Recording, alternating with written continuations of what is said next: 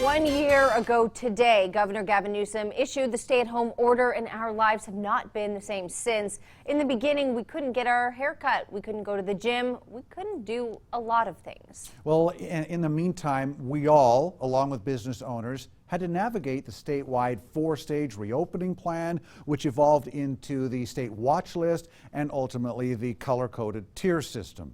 I spoke to one Chico business owner about his professional and personal experiences riding out the last year. We'd have 5 or 6 guys in here. We'd have tickets all throughout here. As the owner of B Street Public House, Will Brady would be hard at work in this busy kitchen with the rest of them. Okay. So you see it, we're completely shut. But that was before. Everything has been cleaned and scrubbed and sanitized and left for, hopefully in a couple months when we're going to come back and unwrap everything. Action News Now spoke with Brady last year, right after he abruptly shut down all 3 of his downtown Chico restaurants, B Street, The Banshee, and Bill's Town Lounge.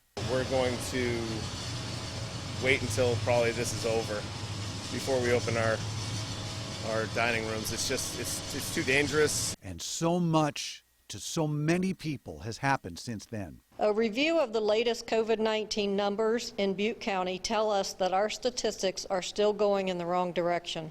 Butte County is labeled purple on the new state color-coded system, and that's the highest risk level. This is just one of the locations that they're handing out these meals. School campuses closed. High school sports halted. I don't know how that'll play out with the COVID situation, but I'm definitely hoping we do have a senior season. And even how we worship is different. Now, when people head back to Mass on Sunday, they'll notice a few changes. But besides illness and death, perhaps nothing has impacted us all like the staggering hit to the economy, the closed businesses, the loss of income and jobs. A lot of people were panicking early on, and rightfully so. I was panicking. Despite the roller coaster ride of emotion and stress over the past 12 months, Will Brady has never questioned the need to close his businesses.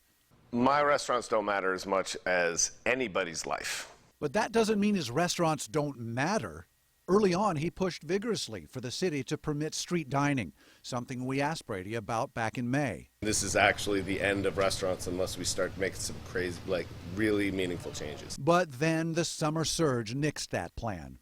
The Banshee did make a go of takeout food, and it was popular, but Brady discovered it wasn't profitable. Also, at what point were you like, I'm not sure this is worth this battle? Sure, that's constant.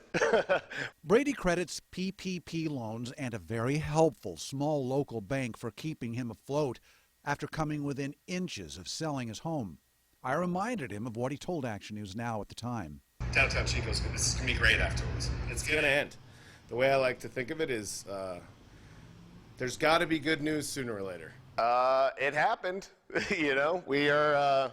I see I haven't lost any weight. For Brady, the best news is the vaccine. He's had the shots, and he says his employees will too. It's what he hopes will allow him to reopen, slowly at first, in mid-May. But we're going to be back teaching people how to make mac and cheese correctly, or our way, I should say. There's no incorrect way to make mac and cheese. Bacon and jalapeno. Yes, exactly. Getting to that point, Brady says, is still an uphill climb, but he's cautiously optimistic it will happen pretty soon, and he can't wait to see his restaurants come back to life. I think people are going to want to get out, throw some darts, eat some food, drink a beer, scream a little bit, hug, dance. Lots of things are going to be happening that I think people had kind of gotten away from. In case you missed part 1 of this 3-part series, the stay-at-home order anniversary, we have a timeline of events in the weeks leading up to the governor's announcement a year ago today, which you can see right now on our website, actionnewsnow.com. Now, coming up on Action News Now at 6, 1 year into the pandemic, more than 100 million Americans have been vaccinated, and the numbers of cases and deaths are plummeting. So is there light at the end of this very dark tunnel? We'll take a look. Across